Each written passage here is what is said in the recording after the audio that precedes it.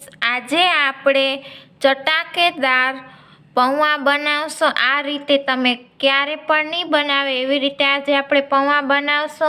એના માટે મેં 1 કપ જેટલા મેં પૌવા લઈ લીધા છે, એને મેં ચારી લીધા છે અને સાફ પણ કરી લીધા છે પૌવાને। હવે મેં એની અંદર આપણે 1 કપ જેટલું પાણી ઉમેરીશ ને ભેગું આપણે મિક્સ કરતું જવાનું છે ને એક પૌવો આપણે પાણીવાળો કરવાનો છે, કોરો ન હોવો જોઈએ। હજી આપણે 1 કપ જેટલું પાણી ઉમેરશું। ટોટલ મેં 2 કપ જેટલું પાણી ઉમેરશું આપણે।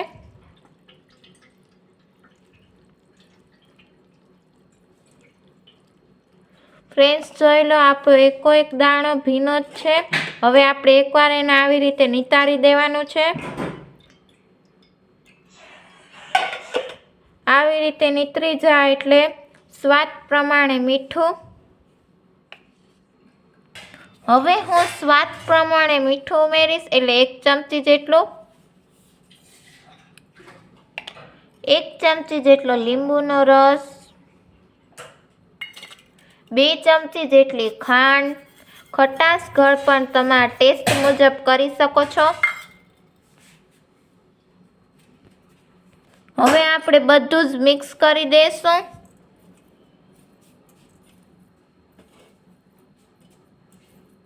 મિક્સ થઈ જાય એટલે આને હું 5 મિનિટ એને હું રેસ્ટ આપીશ। ત્યાં સુધી આપણે એનો એક વઘાર કરશું। હવે મેં કઢાઈ ગરમ કરવા મૂક્યું છે। કઢાઈની અંદર મેં 5 ચમચી જેટલું મેં તેલ મૂક્યું છે। તેલ ગરમ થાય એટલે 4 ચમચી જેટલા આપણે સિંગદાણા એડ કરશું। આપણે એને તળી લેવાના છે સિંગદાણાને, ને સિંગદાણાને આપણે ગોલ્ડન બ્રાઉન સુધી તળી લેશું।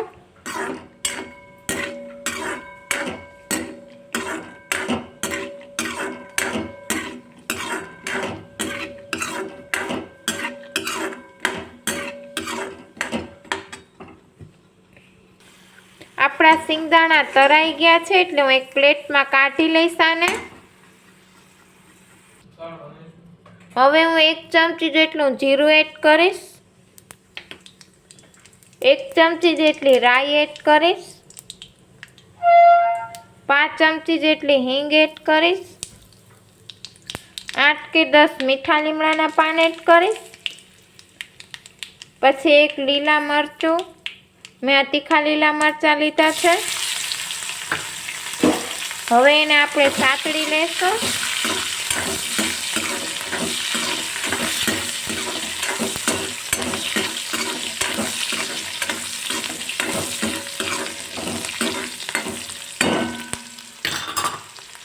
હવે હું સ્વાદ પ્રમાણે મીઠું એડ કરીશ, 1 ચમચી જેટલું।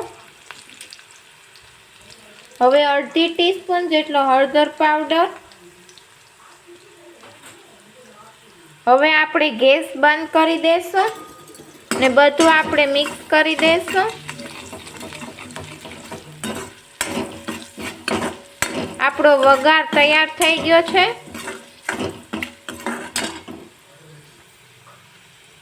પૌવાને આપણે 5 મિનિટ થઈ ગયા છે। આપણે જે મીઠું, લીંબુ અને ખાંડ નાખી તે આપણે બધું જ ભરી ગયું છે પૌવાની અંદર। હવે આપણે વઘાર રેડશું અને આપણે મિક્સ કરતું જવાનું છે।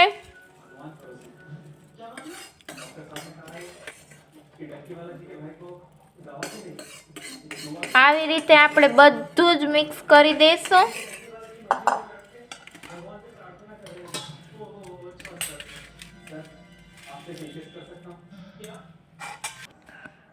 પૌવામાં આપણું બધું જ મિક્સ થઈ ગયું છે, જોઈ લો ફ્રેન્ડ્સ। ને આપણો એક દાણો ફ્રેન્ડ્સ જેવો છૂટે છૂટો છે, આવો જ હોવો જોઈએ આપણે પૌવાનો દાણો।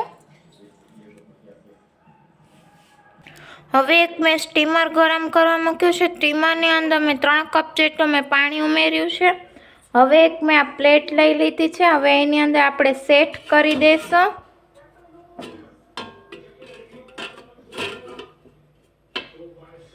આપણી સેટ થઈ ગઈ છે। હવે આપણે પૌવાની પ્લેટ આના ઉપર રાખી દઈશું।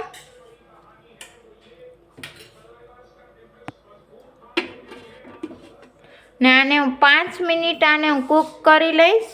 વધારે આપણે કૂક નથી કરવાનું, નહીં તો આપણા પૌવા સાવ ડ્રાય થઈ જશે. ફક્ત 5 જ મિનિટ આને ઢાંકીને કૂક કરવાનું છે.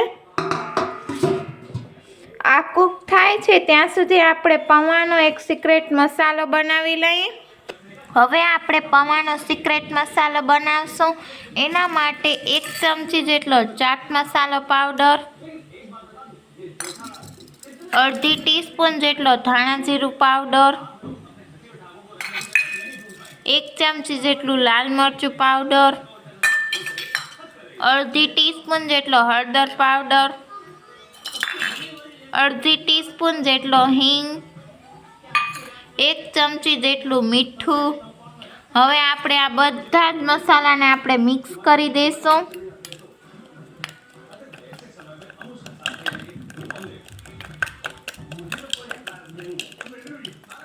આપણે આ બધું પહેલે મિક્સ કરી દઈશું. પૌવાનો મસાલો આપણો બની ગયો છે. એકવાર મારી રીતે આ મસાલો બનાવજો. પૌવાની અંદર 4 ચાંદ લગાડી દેશે આ મસાલો નાખવાથી. મારી રીતે એકવાર જરૂર પૌવા આ રીતે બનાવજો. પૌવાને મેં 5 મિનિટ માટે સ્ટીમ કરી લીધા છે અને મેં એક પ્લેટમાં કાઢી લીધા છે. હવે એના ઉપર આપણે ટમેટા સ્પ્રિંકલ કરશું.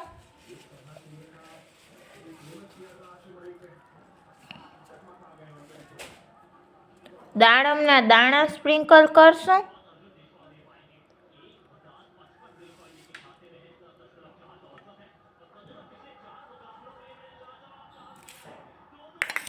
સિંગદાણા સ્પ્રિંકલ કરશું તરેલા.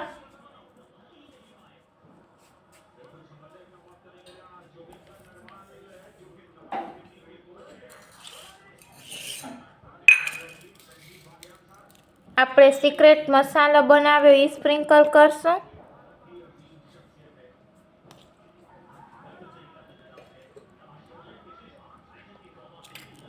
પછી આપણે જાડી સેવ સ્પ્રિંકલ કરશું.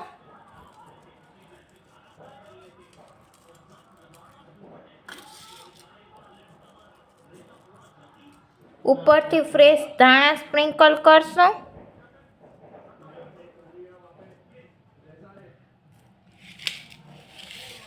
ને એક આપણે લીંબુ રાખી દઈશું. આપણા પૌવા ચટાકેદાર પૌવા આપણા તૈયાર થઈ ગયા છે. આજની રેસીપી મને કોમેન્ટ બોક્સમાં લખીને જણાવજો કે ચટાકેદાર પૌવા કેવા બન્યા છે. મારી ચેનલને સબસ્ક્રાઈબ કરજો, લાઈક કરજો, ફ્રેન્ડ્સ સર્કલમાં શેર કરજો. નમસ્તે ફ્રેન્ડ્સ.